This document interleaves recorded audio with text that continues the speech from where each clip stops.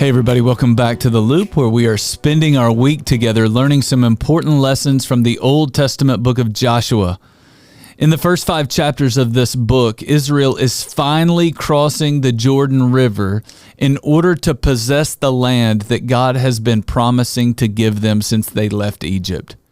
God's people have learned from their mistakes, and they are not going to repeat them. They're going to have faith in God rather than being fearful of their enemies. By faith, these people actually stepped into the Jordan River to cross and get into the new land. As they move into uncharted territory, they come to this fortified city, a city called Jericho. God's people are going to take that city not by force, but by faith. By faith, the fighting men of Israel are told to march around the city of Jericho for 6 straight days. Then on the 7th day, they will march around the city 7 times, and when they do, God will cause the walls of Jericho to come crumbling down, and his people will win the battle, and they'll win the city. I want you to know that there are many battles that you will face in your life.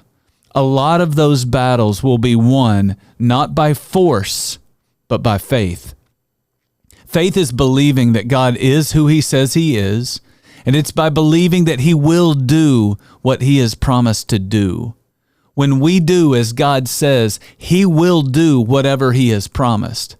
As I think about those fighting men who are marching around the city of Jericho, I imagine it was really hard for them to walk by faith rather than taking that city by force. I imagine they walked around the first day and then the second day and then the third day. They probably thought to themselves, what are we doing?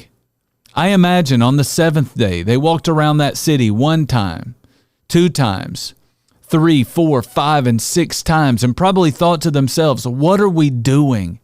They may have even thought to themselves, what is God doing? But that's faith. We follow through on all that God has told us to do. We do our part, and then we let God do his part. I don't know what battle you're fighting today, but I want you to consider this. Instead of fighting your battles by force, consider fighting your battles by faith. Instead of taking matters into your own hands, consider leaving the battle in God's hands.